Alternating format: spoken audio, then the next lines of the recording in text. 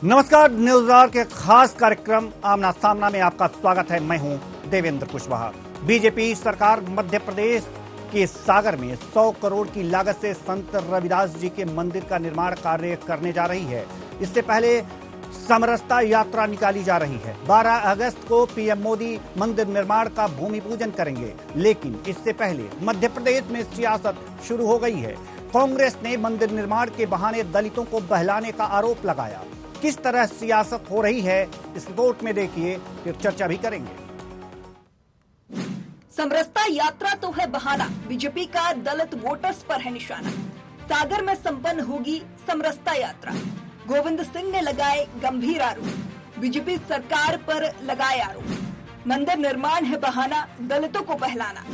नौटंकी कर रथ चलाने से कुछ नहीं होगा। डॉक्टर गोविंद सिंह के बयान पर बोले मुख्यमंत्री शिवराज, मन चंगा तो कठौती में गंगा। कई राजा रानी बने संत रविदास के शिष्य। दरअसल मध्य प्रदेश विधानसभा में नेता प्रतिपक्ष डॉक्टर गोविंद सिंह ने आरोप लगाया है कि चुनाव के लिए मुख्यमंत्री शिवराज सिंह चौहान भटक गए हैं, जबकि सच्चाई यह है कि मध्य प्रदेश में SC/ST वर्ग के लोगों पर खूब अत्याचार हो रहे हैं। उन्होंने कहा कि चुनाव में नौटंकी करके रथ चलाने से कुछ नहीं होने वाला है। प्रदेश की जनता मुख्यमंत्री शिवराज सिंह के चेहरे को देखना नहीं चाहती है। अब लोहा गर्म है और हथौड़ा चलना बाकी है। वहीं अमित शाह के मध्य प्रदेश दौरे पर भी तंज कसते हुए नेता प्रतिपक्ष ने कहा कि पहले तो मध्य प्रदेश को कर्ज में डुबा दिया, भ्रष्टाचार में प्रदेश देश में नंबर 1 है। उन्होंने कहा कि मणिपुर में लगातार हिंसा हो रही है, महिलाओं के साथ बर्बरता की जा रही है। अमित शाह को वहां जाने का समय नहीं है। भाई राजनीतिक पार्टी के नेता है, करे हुए उसमें कोई आपत्ति नहीं। हर चुनाव आ गया है, अभी तक क्या किया? मध्य प्रदेश के 4.5 लाख करोड़ का कर्जा मध्य प्रदेश को लाद दिया। भ्रष्टाचार के कारण हर घोटालों का पूरा राज्य में देश में नंबर 1 पर है। अमित शाह जी गृह मंत्री हैं। मणिपुर में अभी तक 3 महीने में हजारों लोगों की हत्या हो गई। पूरा मणिपुर अशांत है, महिलाओं के साथ व्यभिचार हो रहा है। वहाँ देखने का समय नहीं है अमित शाह जी को। हाँ, मध्य प्रदेश की जनता यहाँ उनको बर्दाश्त नहीं करेगी। मध्य प्रदेश के मुख्यमंत्री शिवराज सिंह चौहान ने कहा कि यह आनंद का विषय है कि प्रधानमंत्री नरेंद्र मोदी 12 अगस्त को सागर में संत शिरोमणि रविदास महाराज के मंदिर का निर्माण का भूमि पूजन करेंगे। उन्होंने कहा कि संत शिरोमणि रविदास जी अद्भुत संत थे। भारतीय संस्कृति और जीवन मूल्यों को और विशेषकर सियाराम में सब जग जानी के भाव को मानकर संत रविदास ने न केवल भक्ति अपितु सेवा का भी एक नया इतिहास रचा है। ऐसा चाहू राजवे जहाँ मिले सबन को अन्न, छोट बड़ो सब सम बसे, रैदास रहे प्रसन्न। और मन चंगा तो कठौती में गंगा, प्रभु जी तुम चंदन हम पानी जाकी, अंग अंग बास समानी। प्रभु जी तुम घन बन हम मोरा, जैसे चितवत चंद चकोरा। प्रभु जी तुम दीपक हम बाती, जाकी ज्योति बरे दिन राती। जैसे समरसता के अद्भुत संदेशों और अपने सेवा भाव से संत रविदास जी ने ऐसे भाव का सृजन किया जिससे कई राजा रानी उनके शिष्य बने। वो सामाजिक समरसता के अग्रदूत थे और इसलिए सरकार संत रविदास जी का एक भव्य स्मारक मंदिर सागर में बनाने जा रही है। संत रविदास जी की जयंती के कार्यक्रम पर मैंने ये घोषणा की थी और अब वो घोषणा साकार हो रही है। 5 यात्राएं प्रदेश के अलग अलग 5 कोनों से आज प्रारंभ होंगी। गांव की मिट्टी, हर एक ब्लॉक से नदियों का जल एकत्रित करती हुई, सामाजिक समरसता का संदेश देती हुई ये यात्राएं सागर में समाप्त होंगी। 12 अगस्त को संत रविदास जी महाराज के मंदिर का भूमि पूजन होगा, स्मारक बनेगा। और मुझे कहते हुए अत्यंत प्रसन्नता है और आनंद है कि भूमि पूजन के कार्यक्रम के लिए हमारे प्रधानमंत्री श्रीमान नरेंद्र मोदी जी स्वयं पधार रहे हैं और यात्राएं आज से प्रारंभ होगी। एक यात्रा सिंगरौली से मैं भी प्रारंभ करूंगा। संत रविदास ने जिस प्रकार से अपना जीवन समाज से जात पात और छुआछूत जैसी कुप्रथाओं को समाप्त करने में अहम भूमिका निभाई है, वो आज भी हम सबके लिए प्रेरणादायी है। कांग्रेस और बीजेपी दोनों दल के नेता संत के प्रति अपनी श्रद्धा का भाव जता रहे हैं। ऐसे में अब यह बड़ा सवाल है कि क्या ये सिर्फ सियासत है या सच्ची श्रद्धा। Desk report, news R Bhopal. तो श्रद्धा को लेकर सियासत है या सियासत के लिए श्रद्धा, ये आज जानने का प्रयास करेंगे संत पर सियासत कार्यक्रम में। और इस पर चर्चा के लिए हमारे साथ जो मेहमान जुड़े हुए हैं उनसे आपका परिचय करा दें। सिद्धार्थ सिंह राजावत, कांग्रेस प्रवक्ता, डॉक्टर उमेश तिवारी, बीजेपी प्रवक्ता, रमेश शर्मा, वरिष्ठ पत्रकार। तीनों मेहमानों का बहुत बहुत स्वागत है हमारे इस कार्यक्रम में। चर्चा की शुरुआत करते हैं सिद्धार्थ सिंह राजावत जी से। सिद्धार्थ सिंह राजावत जी, कांग्रेस प्रवक्ता, सवाल आपसे है कि अगर संत रविदास जी का मंदिर बन रहा है, समरसता यात्रा निकाली जा रही है, अच्छी बात है, दलितों के सम्मान के लिए, हर बात में राजनीति निकालना कहां तक उचित है? देवेंद्र जी 30,400 आदिवासियों पे केस लगा दिया गया है, उनको जेल में डाला गया है। और आपने देखा किस प्रकार से सीधी में एक आदिवासी पे पेशाब की जाती है, दलितों के संग अत्याचार किया जाता है। 18 वर्ष के अंदर 48,000 जो दलित हैं, जो वाल्मीकि समाज से हैं, वो कहीं ना कहीं गटर में उतरने से उनकी मृत्यु हो गई, उस पर सुनवाई नहीं होती है। और विश्व का सबसे बड़ा, आपने देखा, लोहा पुरुष वल्लभ भाई पटेल जी की प्रतिमा बना दी, जिन्होंने 562 रियासतों को एक करके अखंड भारत बनाया। और आज उस अखंड भारत को खंडित किया जा रहा है। मणिपुर पे बोल नहीं रहे हैं। 7 से 8 यात्राएं प्रधानमंत्री की, ये अभी प्रस्तावित है 8वीं यात्रा मध्य प्रदेश में है। और आपने ये भी देखा किस प्रकार से गृह मंत्री जी की यात्राएं हुई, किस प्रकार से नड्डा जी की यात्राएं हुई। और विगत 18 वर्ष से इनकी यात्राएं तो निकल रही हैं।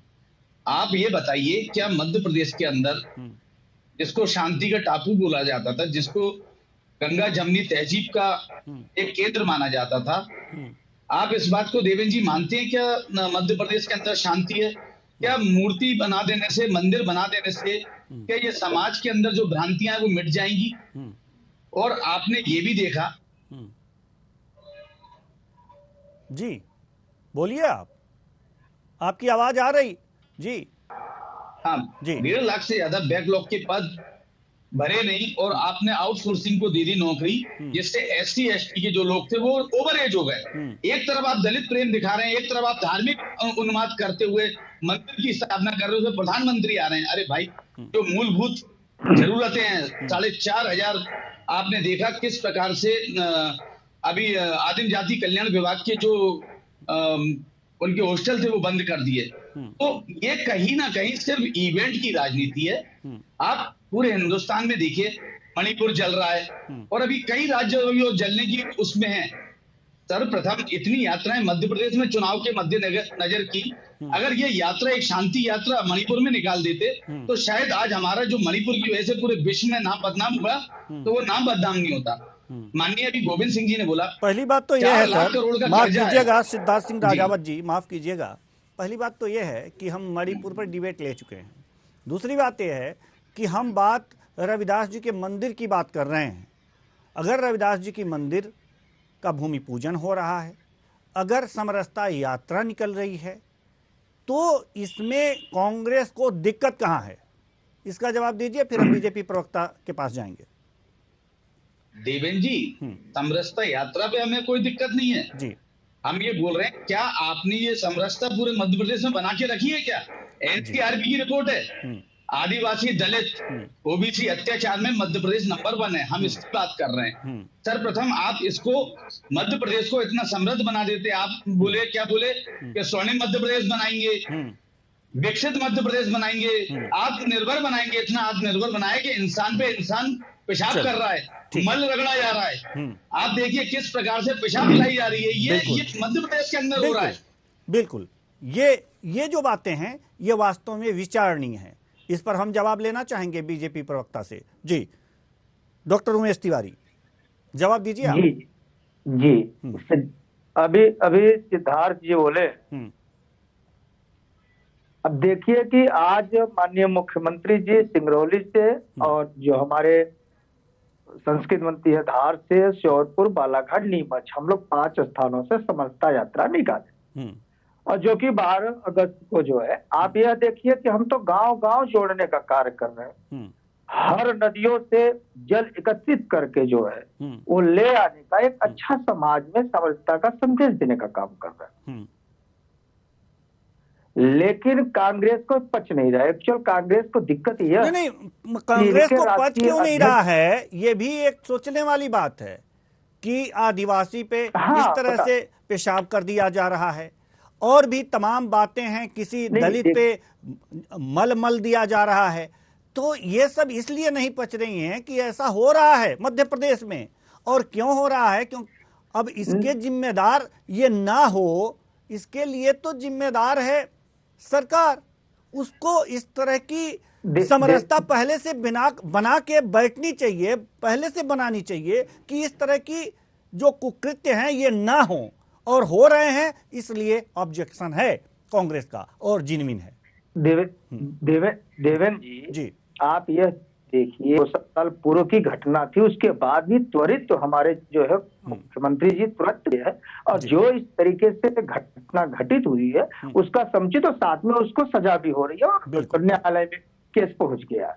मेरा यह कहना है कि बाबा साहब डॉक्टर भीमराव अंबेडकर जी के स्मारक से लेते हुए कि कांग्रेस अपने कथनी करनी को समझती नहीं है। यदि भारतीय जनता पार्टी अच्छे विचारों को, अच्छे लोगों को जोड़ने के और एक समाज में एक अच्छा संदेश देना चाहती है, समभाव की दृष्टि से, सबका साथ सबका विकास और सबके विकास के संकल्प लेकर चल रही है। एक्चुअली इनका जो है कार्यक्रम था, कांग्रेस वालों का कार्यक्रम सागर में रखे थे और कार्यक्रम भय और डर के मारा कि आदरणीय प्रधानमंत्री जी आ रहे हैं 12 अगस्त को और संत शिरोमणि जी का जो है मंदिर और स्मारक का जो है भूमि पूजन वहां करेंगे। इसलिए इन लोग को तकलीफ है कि भारतीय जनता पार्टी जन जन के पास पहुंच रही है, गरीब के पास, हर समाज के पास, पिछड़े के पास, आदिवासियों के पास। इनके पास चूंकि चुनावी विषय में कोई मुद्दा है नहीं, मुद्दा विहीन है, इसलिए अनाप प्रनाप आरोप लगा रहे हैं। जी ठीक है, हम आपके पास आएंगे। हमारे साथ वरिष्ठ पत्रकार रमेश शर्मा जी भी मौजूद हैं। रमेश शर्मा जी, जैसा कि ये कहना है कांग्रेस का कि तमाम आदिवासियों पर, अनुसूचित जातियों पर तमाम अत्याचार हो रहे हैं, ये नहीं होना चाहिए, इसके लिए जिम्मेदार बीजेपी की सरकार है। और बीजेपी का ये भी कहना ठीक ही है कि जो भी इस तरह के मामले आ रहे हैं उस पर त्वरित कार्रवाई हो रही है और आरोपियों को उचित दंड दिया जा रहा है। सवाल यहां पर यह है कि अगर जो ये समरसता इस परिप्रेक्ष्य में देखें तो समरसता यात्रा और संत रविदास जी का जो मंदिर बनाने का काम है वो वास्तव में समाज में एक तरह से इनके जो मनोबल है ये बढ़ाने वाला होगा। जो अनुसूचित वर्ग है, जिनको अनुसूचित वर्ग, अनुसूचित जनजाति का वर्ग है, मनोबल बढ़ाने वाला होगा। तो ऐसा आखिर क्यों दिक्कत आ रही है कांग्रेस को, या फिर क्या सिर्फ राजनीति से प्रेरित इसको समझ करके इस पर आरोप प्रत्यारोप लगाए जा रहे हैं राजनीतिक गलियारों में?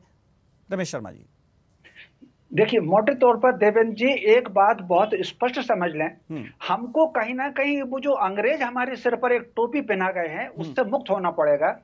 भारत में जाति के आधार पर छुआछूत हो या जाति के आधार पर किसी को ऊंचा समझा जाए, नीचा समझा जाए, जन्म के आधार पर किसी को ऊंचा समझा जाए, नीचा समझा जाए, ये भारतीय संस्कृति नहीं है। हमारे यहाँ जाति के आधार पर किसी का मान और अपमान दोनों नहीं होता। 2 उदाहरण देकर के मैं उस दलित अत्याचार पर आता हूं।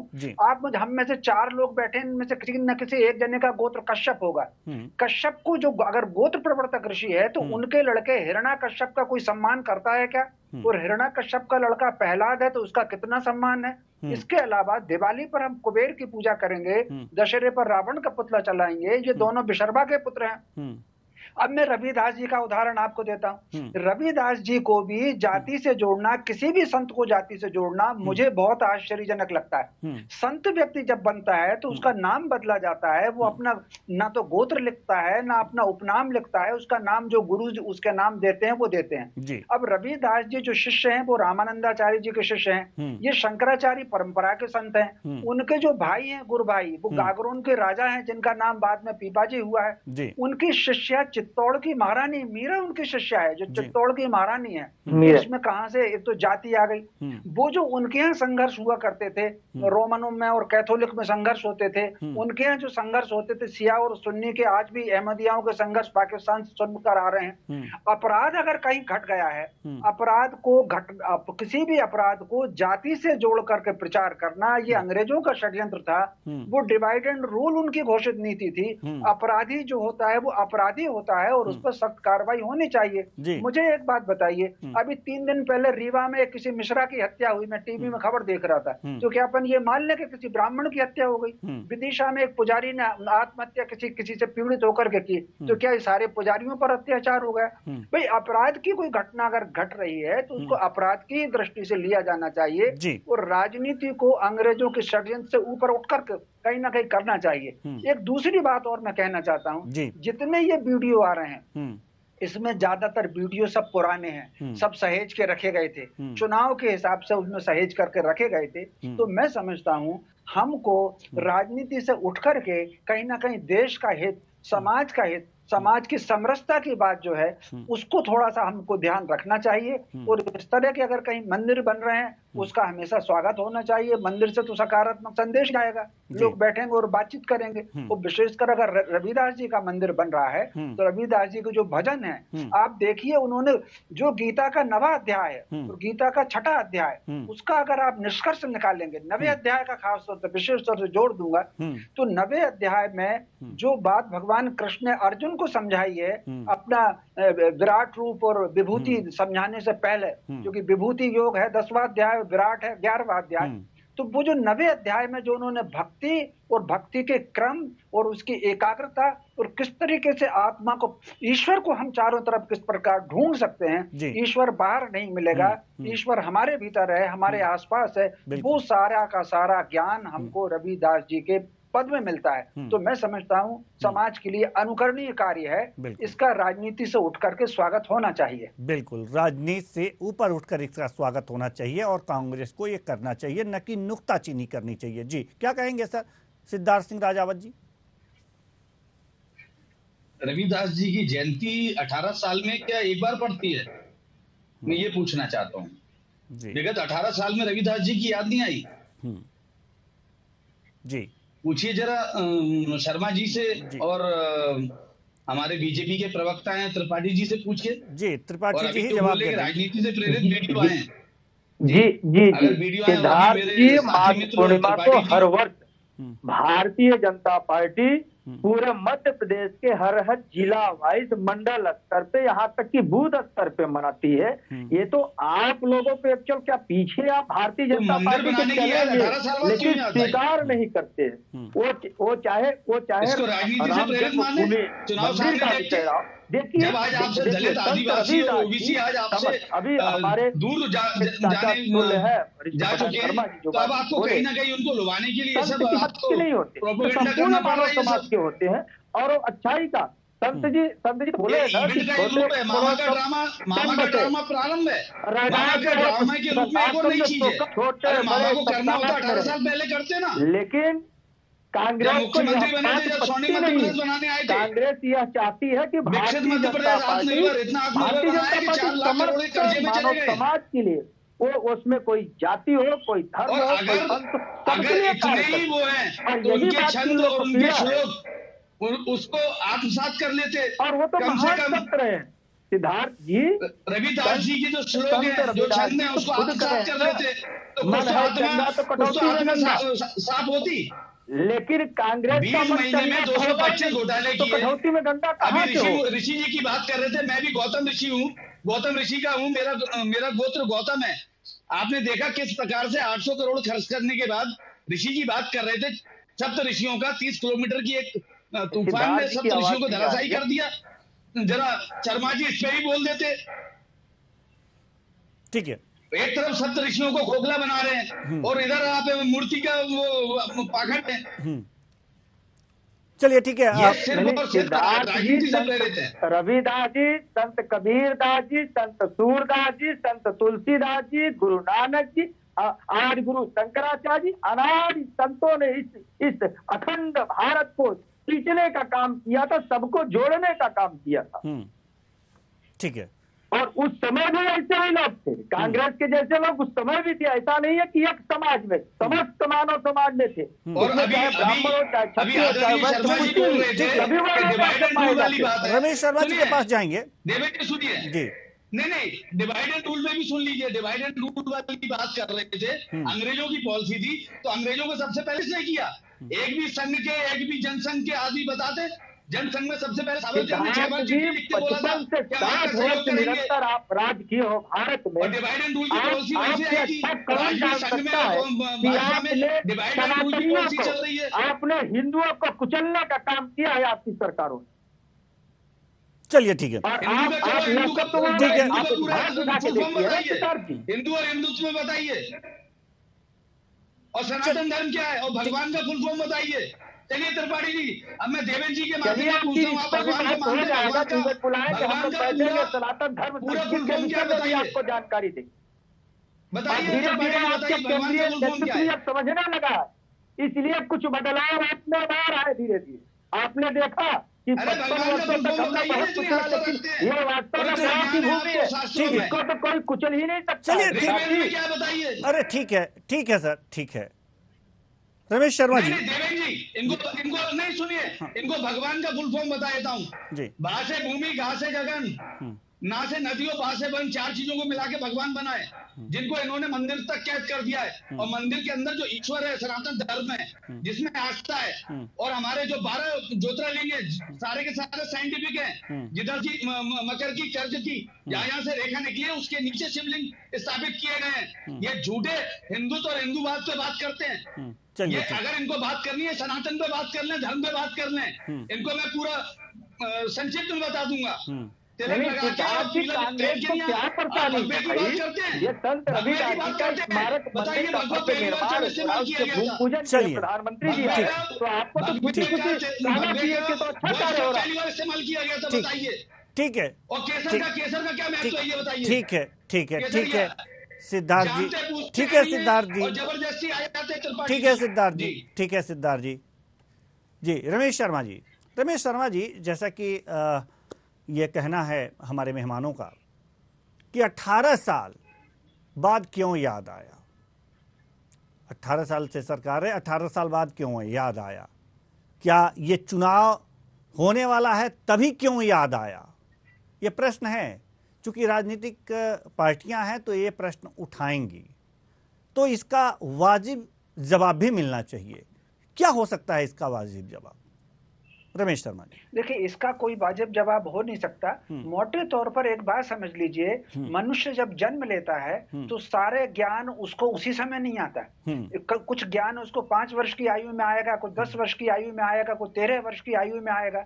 एक पहले वर्ष से लेकर के 24 वर्ष तक ज्ञानार्जन की आयु होती है। इसलिए जो समावर्तन संस्कार हमारे यहाँ होता है, वेदारंभ के बाद जो समावर्तन संस्कार जब व्यक्ति लौट कर आता है समाज में, वो 20 से 24 वर्ष की आयु के बीच में होता है। तो समय समय पर बहुत सारी चीजें समय के साथ आती हैं। हो सब ये बात सही है कि ये बात स्वतंत्रता के बाद पहले दिन आ जाना चाहिए थी, लेकिन अगर किसी कारण से नहीं आई, क्योंकि हम लोग 1000 वर्ष तक अंधेरे में रहे, उस अंधेरे को त्याग करके उसके प्रकाश में आने में उसमें समय लगता है। कितनी और चीजें हैं जो अभी सामने आनी चाहिए, आगे आने वाले समय में वो समाज उसके लिए तैयार होगा। एक छोटा सा उदाहरण देना चाहता हूं। मैं समाज के और दूसरे इतिहास के पुस्तकों की चर्चा बिल्कुल नहीं कर रहा। आप मुझे बताइए, उसे 1000 वर्ष में कितने वेद के, ऋग्वेद के कितने भाष्य हैं जो मैक्स मुलर ने किए हैं, जिस आधार पर आधुनिक विद्वान देते हैं, उन सारी चीजों को उसमें से हटना चाहिए। अब लेकिन उसका वातावरण बनेगा, लोग आएंगे, उसको सारी की सारी चीजों को हटाएंगे। इतिहास में कितनी झूठी बातें हैं जो दर्ज करके चले गए और हमको कहते हैं कि आप जो जो है इतिहास में हाथ मत लगाइए। एक छोटी सी घटना का उदाहरण दे करके मैं बात को विराम देना चाहता हूँ। भोपाल के इतिहास में लगभग हर इतिहास की पुस्तक में ये लिखा है कि रानी कमलापति ने दोस्त मोहम्मद को आमंत्रित किया। जब मैंने दोस्त मोहम्मद की हिस्ट्री पढ़ी तो दोस्त मोहम्मद जब चला है विदिशा से चला है, वो रायसेन चला है, रायसेन से सीधा बाड़ी गया, बाड़ी से उसने किन्नौरगढ़ घेरा है, वो भोपाल आए ही नहीं। कहां से आमंत्रण दे दिया रानी कमलापति ने। तो बहुत सारी बातों के लिए समय आएगा, समय आने के बाद चीजें ठीक होंगी, समाज जागृत होगा और जागृति के साथ इस सत्य को समझेगा कि हमारे यहाँ छुआछूत हमारे यहाँ नहीं है।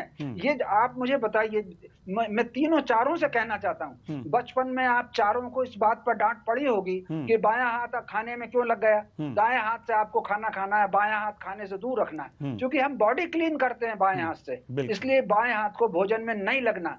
हमारे यहाँ एक छोटी सी बात, हमारे यहाँ कहा गया कि हाथ धो करके पहुंचना नहीं है, इसीलिए हमारे जीन्स में है, इसलिए भले कपड़ा टंगा हो बास बेसन पर हाथ धोकर हम झटकारते हैं। तो कहीं ना कहीं उसके पीछे पूरे वैज्ञानिक कारण है। तो धीरे धीरे समाज जागृत होगा, इन सब चीजों पर आएगा। तो ठीक है, 18 साल बाद क्या 75 साल बाद जागृत हुए हैं, 75 वर्ष बाद अगर रविदास जी का मंदिर बन रहा है तो उसका स्वागत होना चाहिए। जी सिद्धार्थ जी, जल्दी से, हमारे पास समय की कमी है।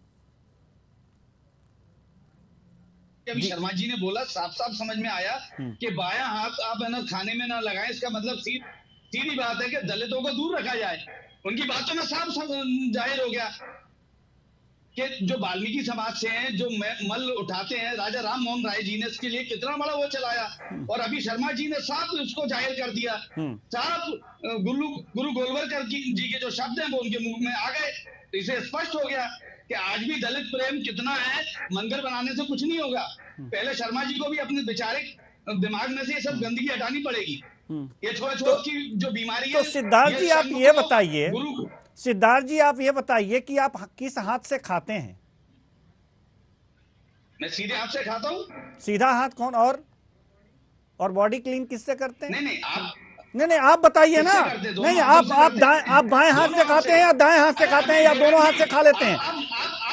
नहीं आप बताइए ना। अब आप क्या कर रहे हैं? आप क्या कर रहे हैं? नहीं आप जवाब दीजिए ना सर। नहीं आप बाएं हाथ से खाते नहीं जी बिल्कुल। आप बाएं हाथ से खाते हैं या दाएं हाथ से खाते हैं, ये बता दीजिए सर। नहीं आप बाएं हाथ से खाते हैं या दाएं हाथ से खाते हैं? किस हाथ से खाते हैं आप ये बता दीजिए। नहीं बताइए। आपका ये पूछने का आशय क्या है? आपका पूछने नहीं आपके कहने का आपका आशय क्या है? आप दाएं हाथ और बाएं हाथ के रमेश शर्मा जी नहीं, आप रमेश शर्मा जी के रमेश शर्मा जी के वाक्यांशों को आपने पकड़ा है और उस पर आप बात कर रहे हैं, तो आप बताइए ना कि आप बाएं हाथ से खाते हैं या दाएं हाथ से खाते हैं? हाँ, नहीं तो मैं तो सीधे हाथ से खाता हूँ, बोल रहा हूँ मैं आपको। हाँ तो बस वही बात तो उन्होंने कहा है, इसको दलितों पे ले जाने की क्या जरूरत है? नहीं उस पे दलितों को ले जाने की क्या जरूरत है? चलिए जी, ये जब इस बात को आप मानते हैं देवेंद्र जी, अरे सुनिए, आप भी संघ का माइक लेके बात ना करें जी। जब उल्टे हाथ को उनने साफ बोल दिया, आप किसी पत्रकार पे आरोप लगाने की कोशिश ना करें। आप किसी पत्रकार पे आरोप लगाने की कोशिश ना करें। बिल्कुल सिद्धार्थ जी, बिल्कुल नहीं। आप लोगों की आदत ही यही है। कांग्रेस के लोगों की आदत ही यही है। हम जवाब ले लेते हैं ना, हम रमेश शर्मा जी से जवाब ले लेते हैं। नहीं राजावत जी, हम रमेश शर्मा जी से जवाब ले लेते हैं। जब आप खुद कह रहे हैं कि हम सीधे हाथ से खाते हैं, तो बात तो वही उन्होंने कही, आप दलितों पे ले गए। उल्टे हाथ की बात करिए कि हम बच्चों को बोलते हैं उल्टे हाथ को खाने में ना लगाएं। हाँ तो बिल्कुल, तो आप अपने बच्चों को उल्टे हाथ से खाने की बात करते हैं क्या? नहीं, आप अपने बच्चों को उल्टे हाथ से खाने की बात करते हैं? नहीं, आप बताइए क्या कहते हैं? आपके बच्चे उल्टे हाथ से खाएं या सीधे हाथ से खाएं? आप हमें यह बताइए ना। उनकी बातों में छुपी बात आ रही है। नहीं आप बताइए, आप ही बता दीजिए। चलिए हम मान लेते हैं रमेश शर्मा जी ने गलत कहा। आप बताइए, आपके जो बच्चे हैं वो चाहे दाएं हाथ से खाएं या बाएं हाथ से खाएं, आपको तो कोई दिक्कत नहीं होती होगी? नहीं डांटते होंगे ना? अरे भाई, दिक्कत क्यों होती है? हाँ तो वही बात तो उन्होंने कहा। रमेश शर्मा जी समझाइए, रमेश शर्मा जी अपनी बातों को स्पष्ट कीजिए। बिल्कुल सुन लीजिए, कुल मिलाकर के दो अलग अलग बातें हैं। एक जीवन में स्वच्छता रखना, हाइजीनिक तरीके से जीना एक बात है, और दूसरा समाज में जाति भेद पैदा करना बिल्कुल दूसरी बात है। भारत में जितने लोग हैं वो आज कुछ भी काम कर, सारे के सारे लोग ऋषियों की संतान हैं। वो 7 ऋषि हैं जिनकी सारे के सारे लोग संतान हैं। क्योंकि बंटवारा जो हुआ वो गुण और कर्म के आधार पर केवल और केवल काम का बंटवारा है। ऐसे उदाहरण सैकड़ों हैं। रविदास जी का उदाहरण है कि वो जूते बनाते हैं, लेकिन उनके मीराबाई उनकी शिष्या रही हैं। तो कुल मिलाकर के कर्म के आधार पर कोई छोटा नहीं है, कर्म के आधार पर कोई बड़ा नहीं है। सम्मान पूरे के पूरे समाज का बराबर सम्मान है। हमारी जो समाज की व्यवस्था जो बनी है वो उस प्रकार की बनी है कि इसमें सारे के सारे लोग सहभागी रह सकें। वाल्मीकि समाज आप देख लीजिए क्या है। वाल्मीकि जी ऋग्वेद के 8वें मंडल में एक पूरा सूक्त है जो वाल्मीकि जी द्वारा रचित है। राजा रेणुक हैं, जब राज्य के बाद वो वानप्रस्थ में गए तो ऋग्वेद में ऋषि आए हैं। तो कुल मिलाकर के पूज्य आदि शंकराचार्य जी का पंचकम है जिसमें 5 पंक्तियां आती हैं उस पद में, और उन्होंने लिखा है कि अगर जो अद्वैत ब्रह्म को जानता है, जो आत्मा और शरीर के अंतर को समझता है, वो जो है चांडाल भी हो तो उसको गुरु के समान आदर दीजिए। मनुस्मृति का 2रा अध्याय या 3रा अध्याय, उसमें लिखा है कि चलिए रमेश शर्मा जी से हमारा जिस किसी से, तो कहने का मतलब भारत में जाति के आधार पर, जन्म के आधार पर श्रेष्ठता और निष्ठता नहीं है। ये थोपी गई है योजना पूर्वक, थोप करके हमको आपस में लड़ाने की कोशिश की गई है। अब अंग्रेज चले गए, 75 वर्ष हो गए हैं, अब हमको उससे मुक्त हो जाना चाहिए। बिल्कुल, बहुत बहुत धन्यवाद तीनों मेहमानों का, आप आए और अपने अपने विचार साझा किए। तो कुल मिलाकर के देखा जा रहा है कि वास्तव में अगर जो रविदास जी के मंदिर का निर्माण हो रहा है, उसका भूमि पूजन हो रहा है, तो उसे खुले दिल से स्वागत करना चाहिए और जातिवादी परंपरा पर प्रहार होते रहना चाहिए, न कि किसी मंदिर पर, न ही किसी मस्जिद पर और न ही समरसता यात्रा पर। तो संत पर सियासत बिल्कुल भी नहीं होनी चाहिए, क्योंकि इस बात को जनता भी बहुत भली भांति समझती है। फिलहाल इस कार्यक्रम में इतना ही, मुझे दीजिए इजाजत, नमस्कार।